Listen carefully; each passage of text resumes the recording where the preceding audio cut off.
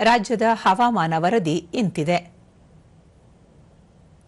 ರಾಜ್ಯದ ಒಳನಾಡಿನಲ್ಲಿ ನೈಋತ್ಯ ಮುಂಗಾರು ಸಾಮಾನ್ಯ, ಕರಾವಳಿಯಲ್ಲಿ ದುರ್ಬಲ, ರಾಜ್ಯದ ಹಲವು ಭಾಗಗಳಲ್ಲಿ ಮಳೆಯಾಗಿದೆ. ದಕ್ಷಿಣ ಕನ್ನಡ ಜಿಲ್ಲೆಯ ಮಂಗಳೂರಿನಲ್ಲಿ ಅತಿ ಹೆಚ್ಚು 7 ಸೆಂಟಿಮೀಟರ್ ಮಳೆಯಾಗಿದೆ.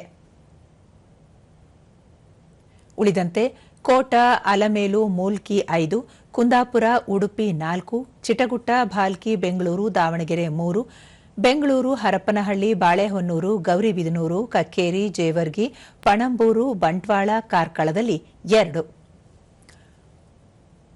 ಮೂಡುಬಿದಿರೆ, ಮಾಣಿ, ಪುತ್ತೂರು, ಸುಳ್ಯ, ಚನ್ನಗಿರಿ, ಚಾಮರಾಜನಗರದಲ್ಲಿ ತಲಾ 1 ಸೆಂಟಿಮೀಟರ್ ಮಳೆಯಾಗಿದೆ.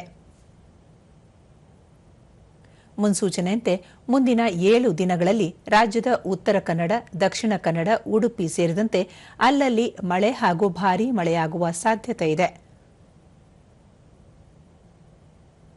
ಬೆಂಗಳೂರು ಸುತ್ತಮುತ್ತ ಸಾಮಾನ್ಯ ಮೋಡ ಕವಿದ ವಾತಾವರಣ, ಹಗುರದಿಂದ ಸಾಧಾರಣ ಅಥವಾ ಗುಡುಗು ಸಹಿತ ಮಳೆಯಾಗುವ ನಿರೀಕ್ಷೆ.